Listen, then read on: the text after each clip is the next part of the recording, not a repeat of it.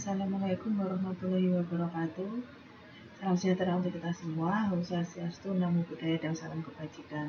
Semoga semua dalam keadaan sehat dan selalu berbahagia tentunya, gitu ya. Amin amin ya robbal alamin. Baik, pada pertemuan kali ini kita bertemu di pertemuan ke-6 mata kuliah Hukum Administrasi Negara, gitu. Jadi di pertemuan ke-6 ini kita nanti akan mengulas atau membahas berkaitan dengan berkaitan dengan 3 pokok bahasan yang akan kita pelajari. Pertama, bentuk negara, yang kedua tatanan organisasi pemerintahan, yang ketiga asas dalam peradilan administrasi negara.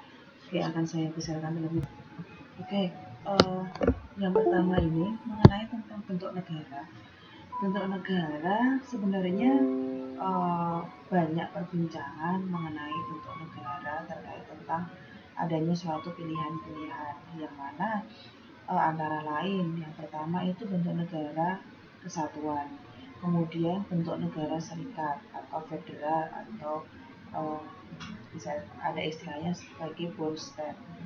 Kemudian yang ketiga itu bentuknya bentuk federasi atau bentuknya adalah bentuk konfederasi seperti itu.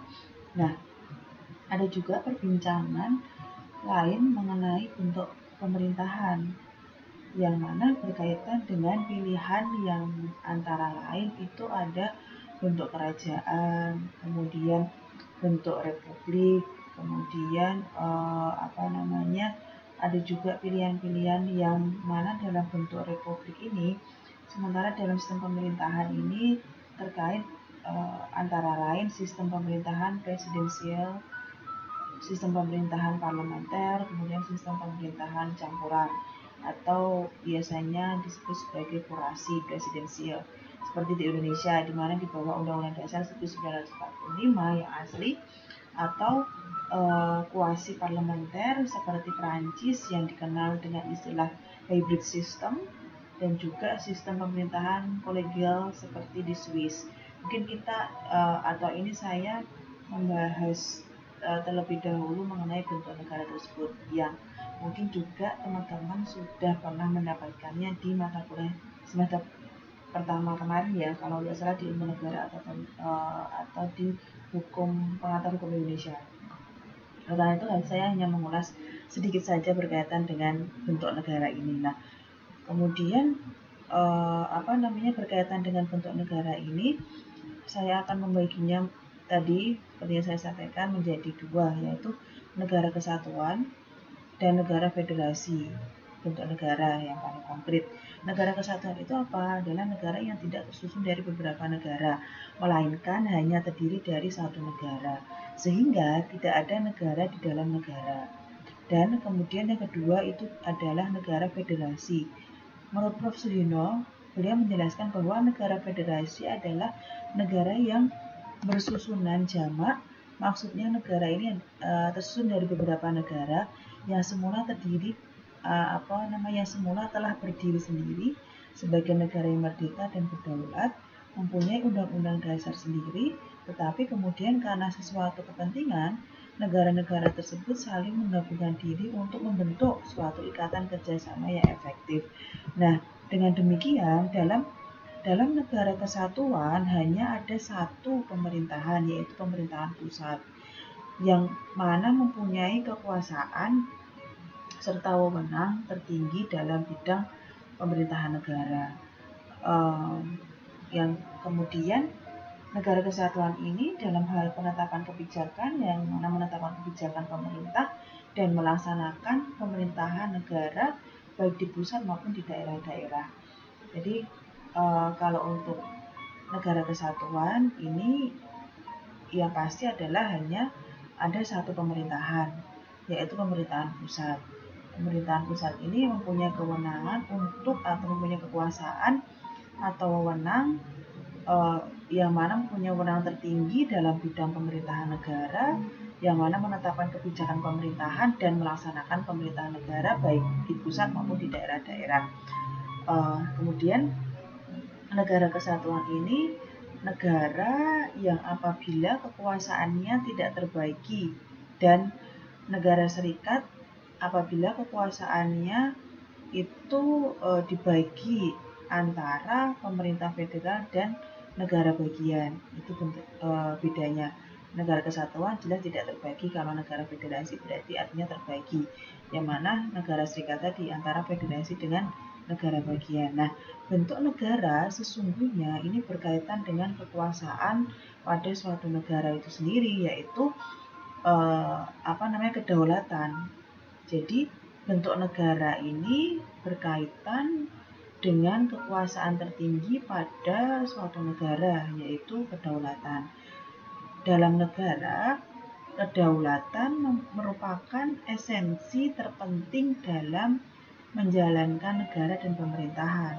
Jadi yang pokok itu dalam menjalankan pemerintahan dan kekuasaan itu adalah adanya suatu kedaulatan. Nah, dalam teori kedaulatan itu yang mungkin teman-teman tahu atau mungkin teman-teman pernah dengar yang terkenal sampai dengan sekarang ini adalah teori kedaulatan Tuhan, yang mana teori ini menganggap bahwa kekuasaan tertinggi itu berasal dari Tuhan. Seperti itu. Nah, ini teori yang dikembangkan oleh Augustinus dan Thomas Aquinas. Ya, teman-teman sudah pernah membacanya, begitu ya. Nah, kemudian teori kedaulatan rakyat. Selain teori kedaulatan Tuhan, ada juga teori kedaulatan rakyat. Dalam teori kedaulatan rakyat ini, kekuasaan berasal dari rakyat, dikembangkan oleh Johannes Althusius, Montesquieu, dan juga John Locke. Teori kedaulatan rakyat. Kemudian ada juga teori kedaulatan negara, yang mana teori kedaulatan tertinggi ada pada pimpinan negara yang melekat sejak negara itu ada. Nah, teori ini dikembangkan oleh Paula Ban dan George Jelinek. Kemudian ada lagi teori kedaulatan hukum. Nah, ini malah saya mengembangkan adanya suatu teori-teori kedaulatan ya. Ada teori kedaulatan Tuhan, teori kedaulatan rakyat, teori kedaulatan negara, dan teori kedaulatan hukum. Yang mana kalau teori kedaulatan hukum ini kedaulatan di mana kekuasaan dijalankan oleh pimpinan negara berdasarkan kepada asas hukum yang ada, dan yang berdaulat adalah hukum.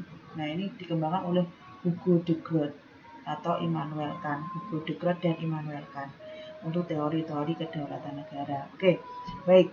Begitu yang berkaitan dengan bentuk negara. Yang pasti bentuk negara kita mengenal adanya negara kesatuan dan negara federasi, yang mana tadi bentuk negara sebenarnya di awal tadi banyak sekali perbincangan dan ada banyak sekali alternatif atau pilihan-pilihan yang mana bentuk negara sangat beragam. Namun kita fokuskan dalam bentuk pemerintahan atau bentuk negara kita dalam teori-teori negara kita atau teori-teori bentuk negara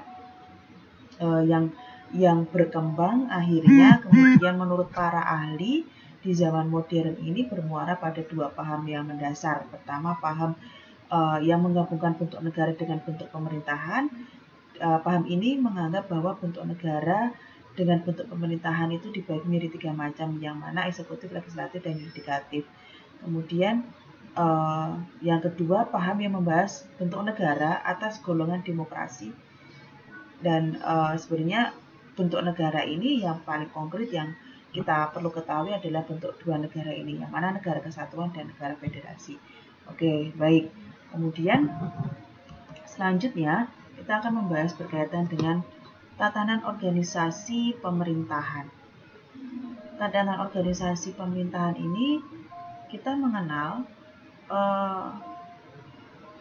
yang mana pemerintah ini biasanya disebut sebagai pemerintah pusat.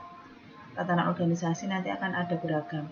Pemerintah pusat, pemerintah daerah, mungkin juga pemerintah desa. Kita akan mengenal terlebih dahulu atau membahas terlebih dahulu berkaitan dengan pemerintahan pusat. Pemerintahan pusat di sini pemerintahan yang biasanya disebut pemerintah saja.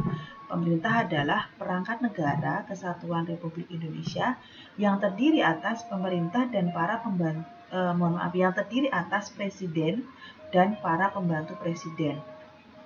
Pembantu presiden adalah wakil presiden dan para menteri.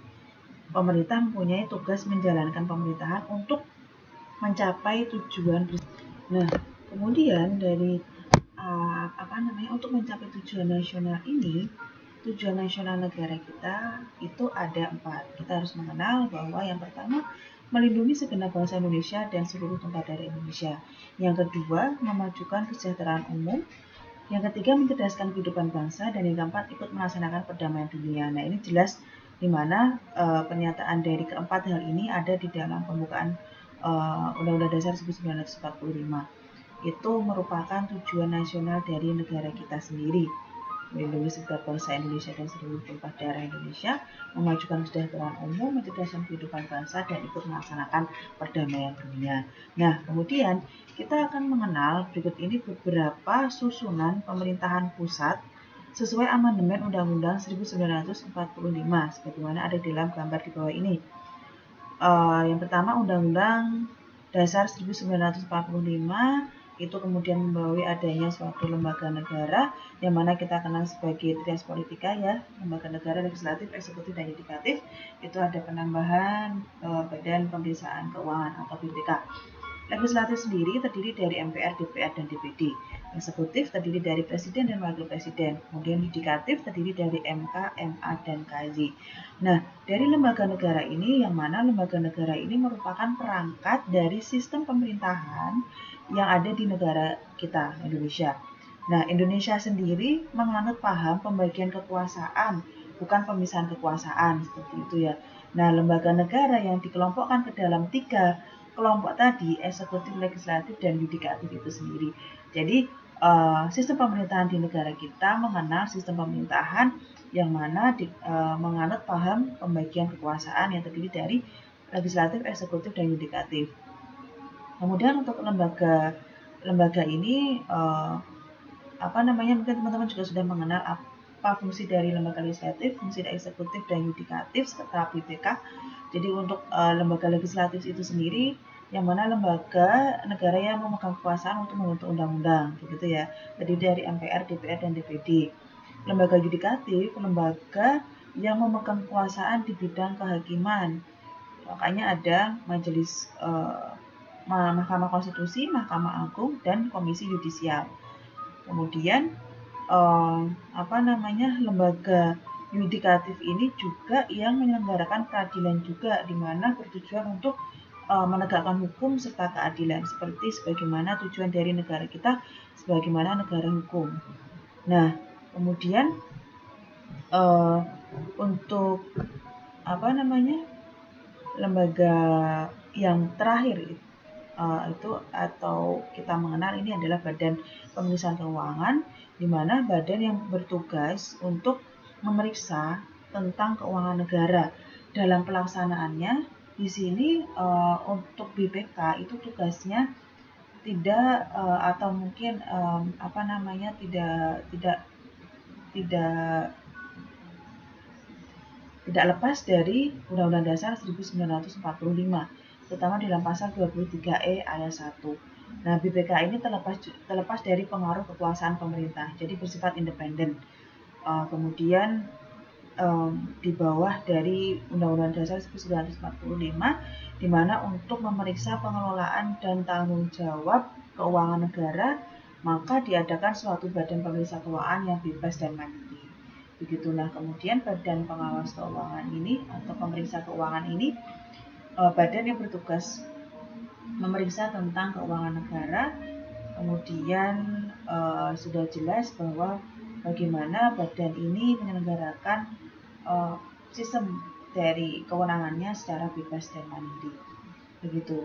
Nah, kemudian sudah dapat dibaca bahwa berikut ini beberapa macam atau susunan pemerintahan pusat sesuai dengan amandemen Undang-Undang Dasar 1945. Terdiri dari lembaga eksekutif, legislatif, yudikatif, sekaligus badan pemeriksa keuangan. Oke. Kemudian selanjutnya kita akan membahas berkaitan dengan pemerintahan daerah. Pemerintahan daerah ini menurut pasal 1 huruf D Undang-Undang nomor 22 tahun 99 diartikan sebagai penyelenggara pemerintahan daerah otonom oleh pemerintah daerah dan DPRD menurut asas desentralisasi.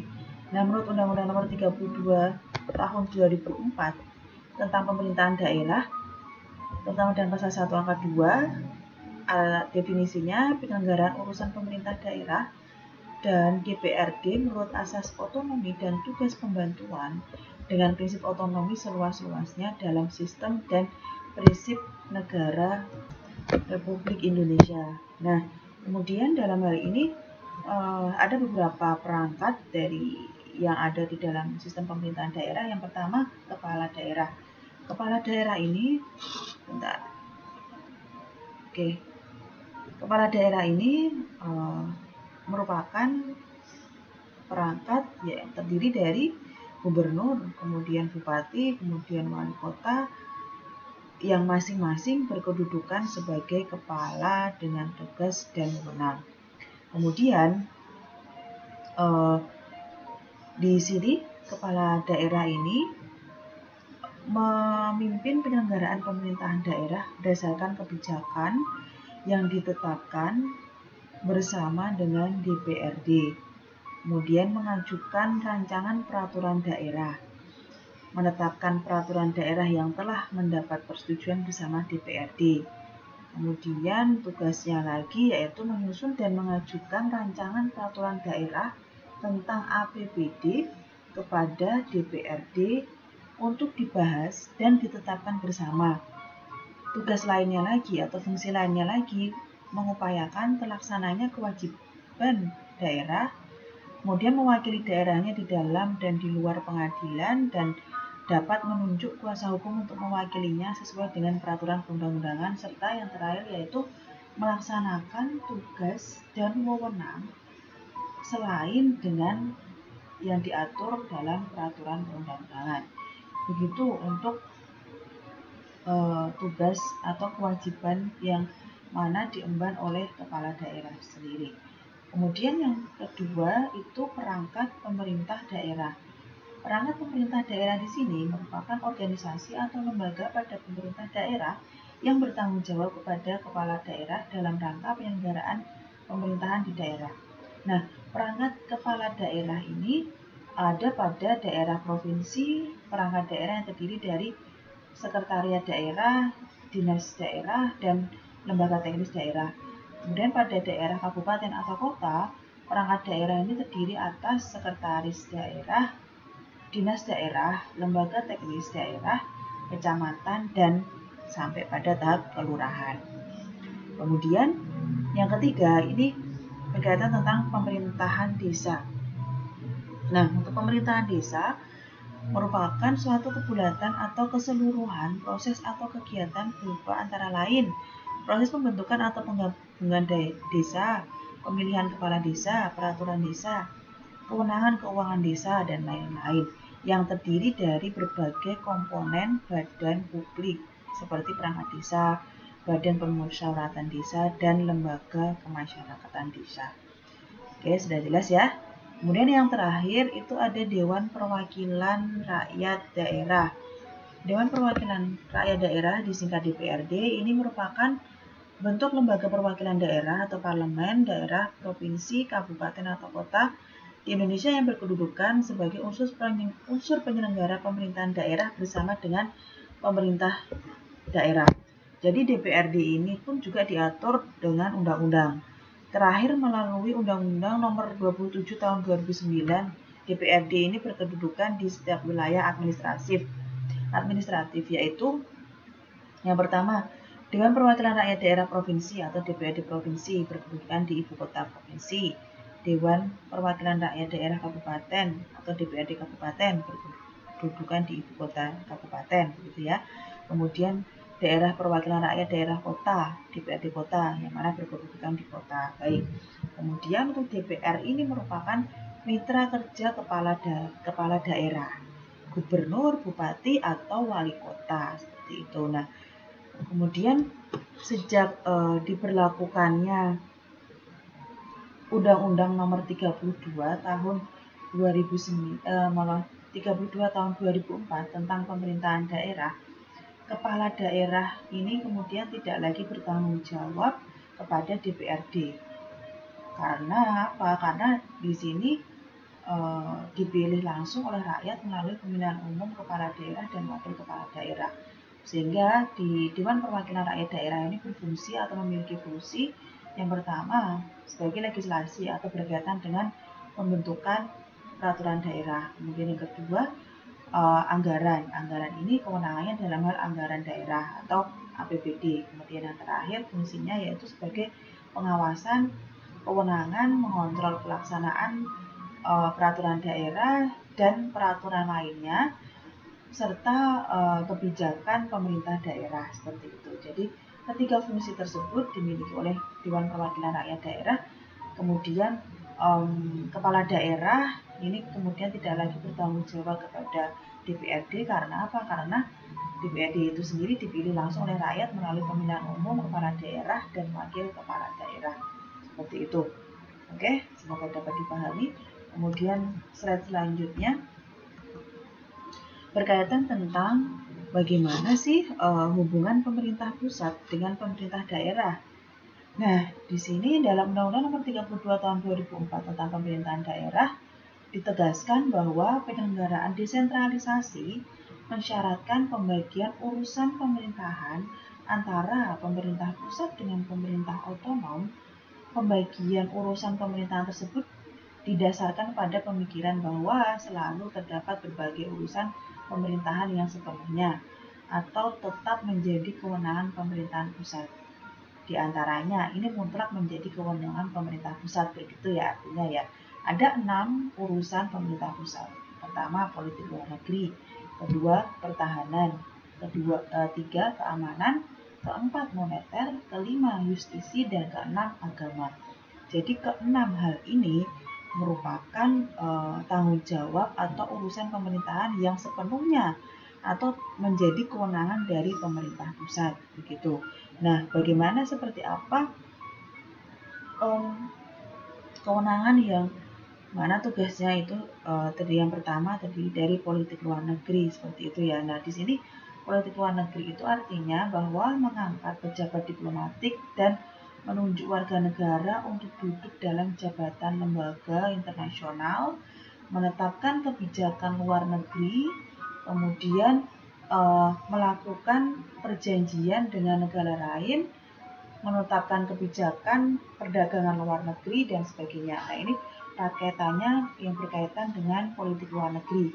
Yang mana politik luar negeri itu tadi terdiri dari dalam hal menetapkan kebijakan luar negeri, melakukan perjanjian dengan pihak negara lain, kemudian menunjuk warga negaranya untuk duduk dalam jabatan lembaga internasional, kemudian mengangkat pejabat diplomatik, menetapkan kebijakan perdagangan luar negeri dan lain sebagainya yang berkaitan tentang urusan pemerintahan dengan pihak luar negeri.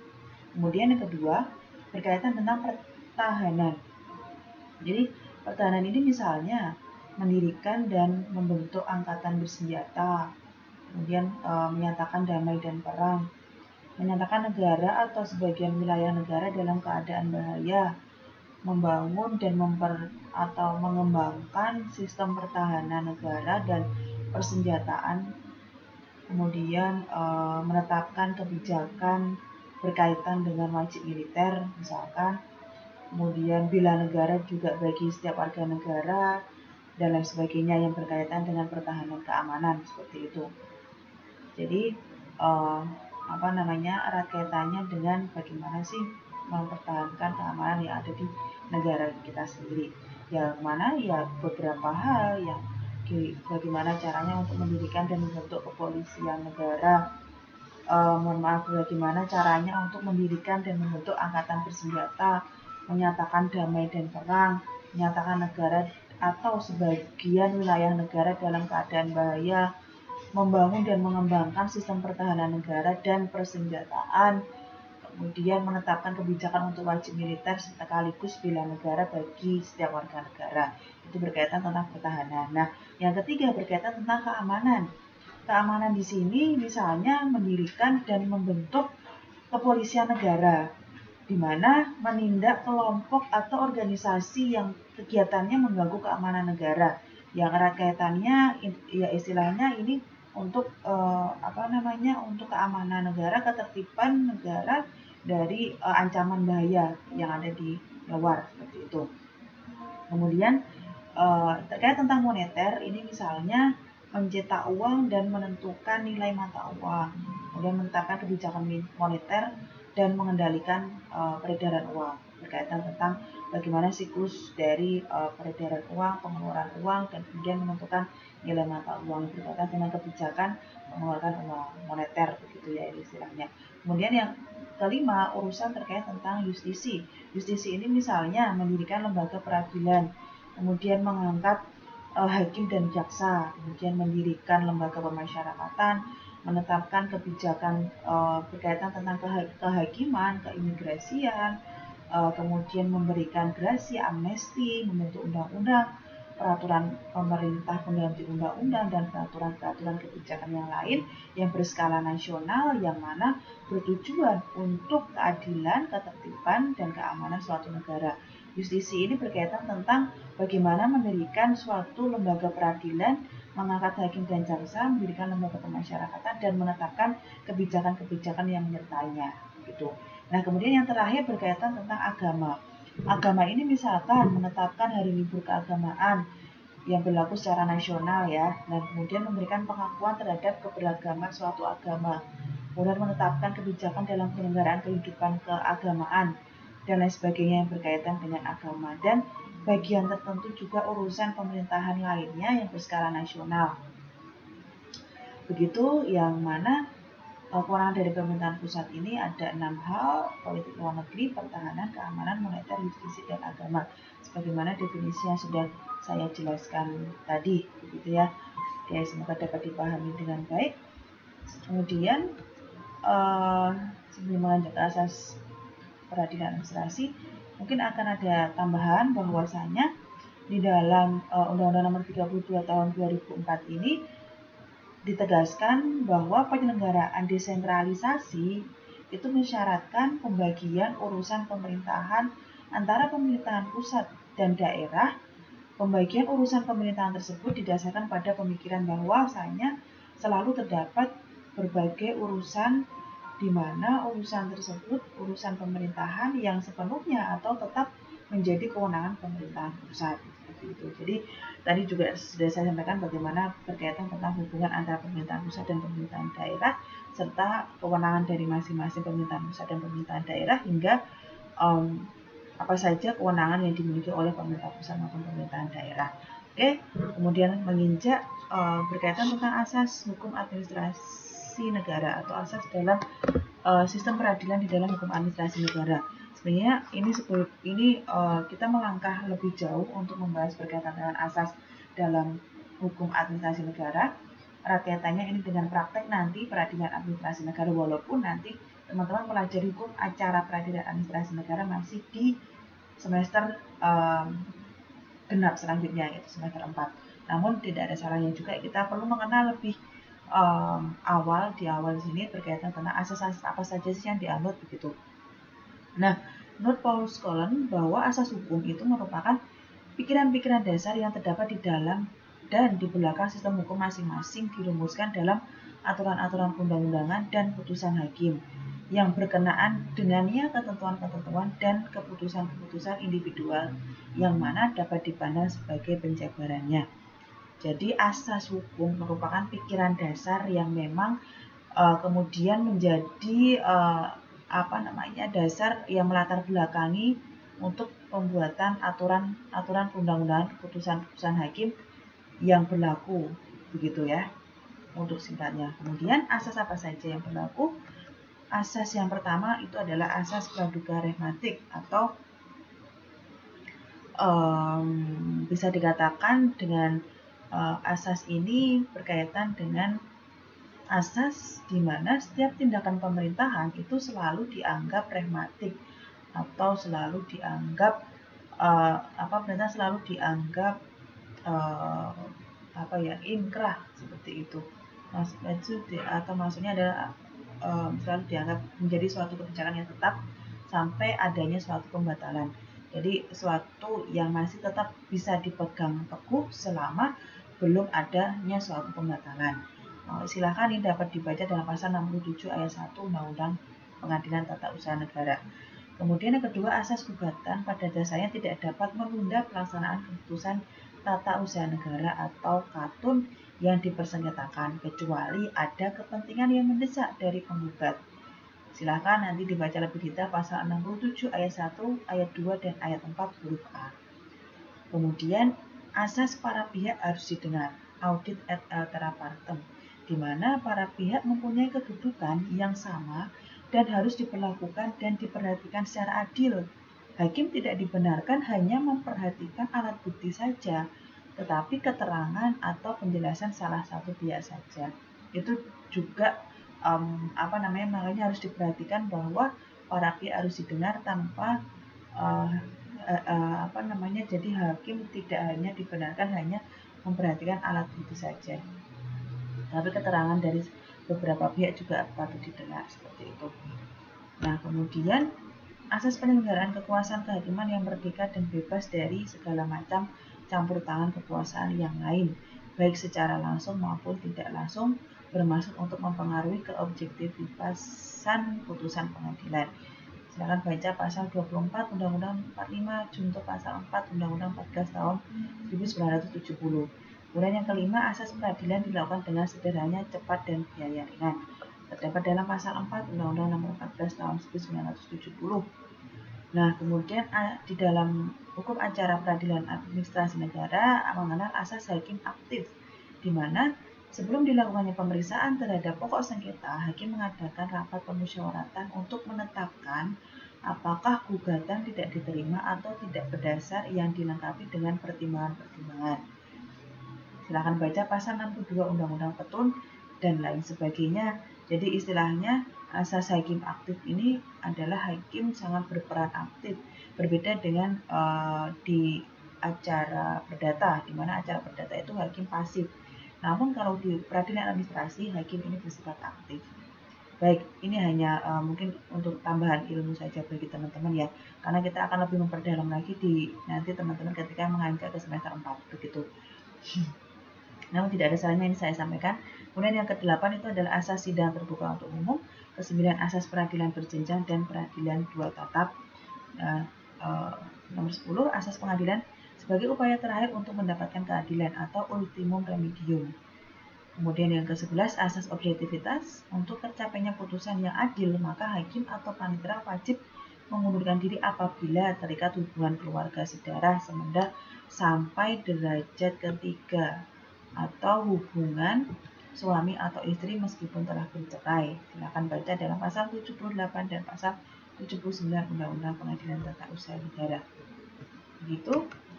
Baik, ternyata sudah selesai. Silakan untuk ini referensi bisa dibaca di bukunya Dr.